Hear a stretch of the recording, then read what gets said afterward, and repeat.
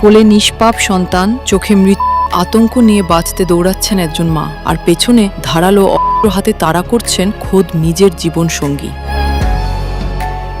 সম্প্রতি সামাজিক যোগাযোগ মাধ্যমে ভাইরাল হওয়া ফুটেজ স্তব্ধ করে দিয়েছে পুরো দেশকে। নেটিজেনদের মধ্যে তৈরি হয়েছে তীব্র ক্ষোভ, উঠেছে অভিযুক্ত স্বামীর দৃষ্টান্তমূলক শাস্তির দাবি।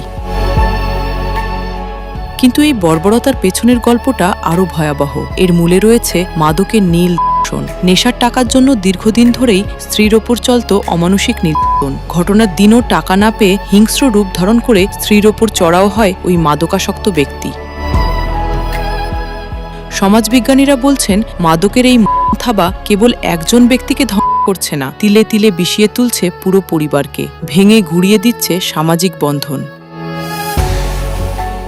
শুধু আইনি পদক্ষেপ দিয়ে এই অন্ধকার দূর করা সম্ভব নয়। এখনই সময় মাদকের সরবরাহ বন্ধ করার এবং পারিবারিক ও সামাজিক সচেতনতার এক তীব্র বিস্ফোরণ ঘটানোর। নইলে আজ যে মা সন্তান নিয়ে পালাচ্ছেন, কাল হয়তো অন্য কোনো মায়ের গল্পটা শেষ হবে নির্মম এক ট্র্যাজেডিতে।